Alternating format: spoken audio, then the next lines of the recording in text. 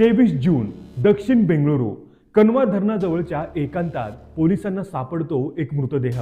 वय अंदाजे 45 वर्ष. नाव लोकेश कुमार.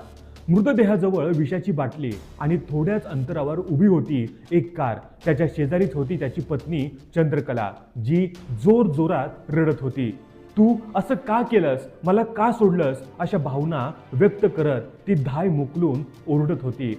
प्रथम दर्शनी पाहता ही आत्महत्याच वाटत होती, पण खरा गुन्हा तर नुकताच सुरू झाला होता.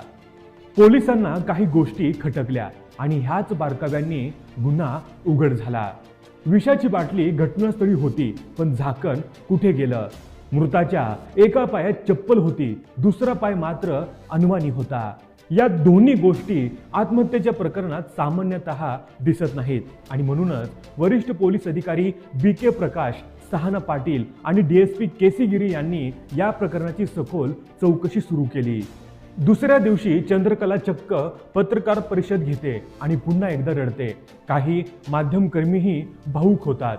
मात्र त्याच दिवशी संध्याकाळी लोकेशच्या कुटुंबियांनी थेट पोलिसांकडे तक्रार केली. चंद्रकलाचे दुसऱ्या पुरुषासोबत विवाहबाह्य संबंध आहेत आणि त्याचमुळे हा खून झाला असावा. शवविच्छेदनात एक मोठा खुलासा झाला. डॉक्टरांनी स्पष्ट केलं की विषाचा परिणाम फक्त छातीवर आहे, पोटावर नाही. म्हणजे विष लोकेशने स्वतःहून प्यायलं नाही, तर ते जबरदस्तीने पाजलं गेलं. खात्री करण्यासाठी एका सुपर स्पेशालिस्ट हॉस्पिटलमध्ये पुन्हा पोस्टमार्टम आणि निष्कर्ष तोच. आता पोलिसांनी तपासाचा वेग वाढवला. कनवा धरणाच्या आसपासच्या हॉटेल्स, पेट्रोल पंपावरील CCTV फुटेज तपासले. काळ्या रंगाच्या कारचं फुटेज मिळालं, जी त्या रात्री घटनास्थळी होती. चंद्रकलाचा फोन कॉल रेकॉर्ड व लोकेशन डिटेल्स तपासले गेले. ती सतत संपर्कात होती योगेश नावाच्या व्यक्तीशी. तो बंगळुरूच्या जनरल पोस्ट ऑफिसमध्ये काम करत होता. योगेश ही त्याच रात्री घटनास्थळी कनवा धरणाजवळ उपस्थित असल्याचं स्पष्ट झालं. पोलिसांनी दोघांनाही ताब्यात घेतलं.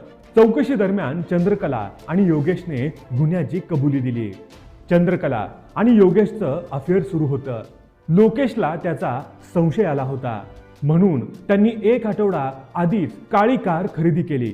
23 जून रोजी जेव्हा लोकेश दुकानातून निघाला, योगेश आणि त्याचे साथीदार पाठलाग करत होते.